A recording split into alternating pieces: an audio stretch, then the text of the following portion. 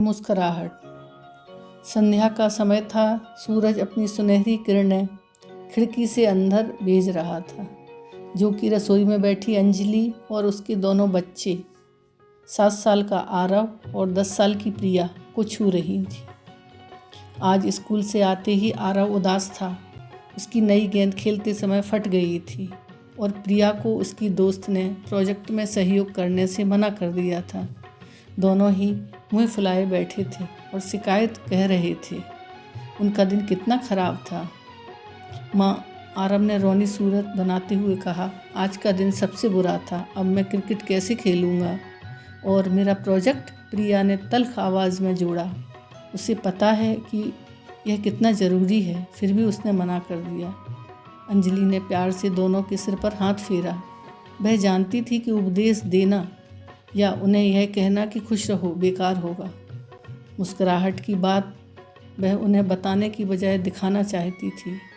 ठीक है, अंजलि ने एक गहरी सांस ली और चेहरे पर एक चमकदार मुस्कान लाते हुए कहा, चलो एक छोटा सा खेल खेलते हैं। आरव और प्रिया ने अपनी उदासी में भी उत्सुकता से माँ की तरफ देखा। हम सब आज रात एक एक काम करेंगे, अंजलि ने समझाना शुरू किया, जो हमें बिल्कुल पसंद नहीं है या जो हमें थका देता है। लेकिन शर्त यह है कि हमें वह काम करते हुए चेहरे पर एक बड़ी मुस्कान रखनी होगी। चाहे कितनी भी मुश्किल हो, हमें मुस्कुराहट नहीं छोड़नी है। आरव ने चिढ़कर पूछा, इससे क्या होगा माँ? चलो देखते हैं। अंजलि ने केवल इतना कहकर बात खत्म कर दी। सबसे पहले आरव की बारी थी। आरव को किताबें वापस शेल्फ पर तरीके से लगाना बिल्कुल पसंद नहीं था। वह अक्सर यह काम छोड़ देता था। अंजलि ने घड़ी देखी और आरव से कहा, मुस्कुराओ मेरे बच्चे और शुरू हो जाओ। आरव ने जानबूझकर एक ज़बरदस्ती से अजीब सी मुस्कान बनाई, मगर जैसे ही उसने किताबों को उठाना शुरू किया, उसकी नकली मुस्कान एक हल्की सी सच्ची मुस्कान में बदल गई। उसने महसूस किया कि जब वह मुस्कुरा रहा था तो किताबों का वजन थोड़ा हल्का लग रहा था। वह जल्दी जल्दी बिना चिढ़े काम खत्म करके वापस आया। माँ, मैंने कर दिया, उसने लगभग खुशी से कहा। फिर प्रिया की बारी आई। प्रिया को खाने के बाद बर्तन धोना बिल्कुल नापसंद था। प्रिया ने मुँह बनाया, लेकिन माँ की तरफ देखकर मुस्कुराने की कोशिश की। पहले तो उसके चेहरे पर खीज थी, पर जब उसने साबुन के झाग और पानी की ठंडक महसूस की और साथ में मुस्कुराना जारी रखा, तो उसे लगा जैसे वह कोई बोझिल काम नहीं, बल्कि कोई नया खेल खेल रही है। वह गाते हुए बर्तन धो रही थी। यह इतना बुरा नहीं था जितना मुझे लगता था, प्रिया ने भी आश्चर्य से कहा। अंत में अंजलि की बारी। आज उसे अपने दफ्तर का एक बहुत ही उबाऊ और जटिल हिसाब किताब करने का काम खत्म करना था, जिसे वह दिन भर से टाल रही थी।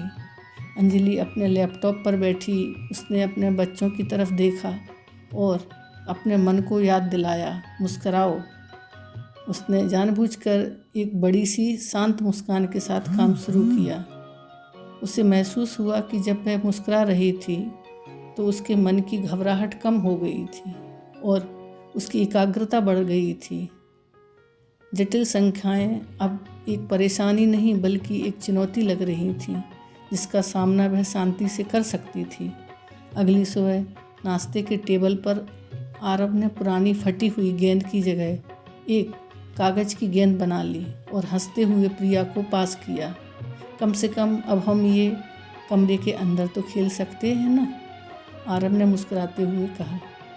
प्रिया ने भी अपनी माँ को देखते हुए कहा, माँ, मैंने प्रोजेक्ट अकेले ही शुरू कर दिया। जब मैं कल रात मुस्कुरा रही थी तो मुझे एक नया विचार आया कि इसे कैसे और बेहतर बनाया जा सकता है। मुझे अब अपनी दोस्त की ज़रूरत नहीं है।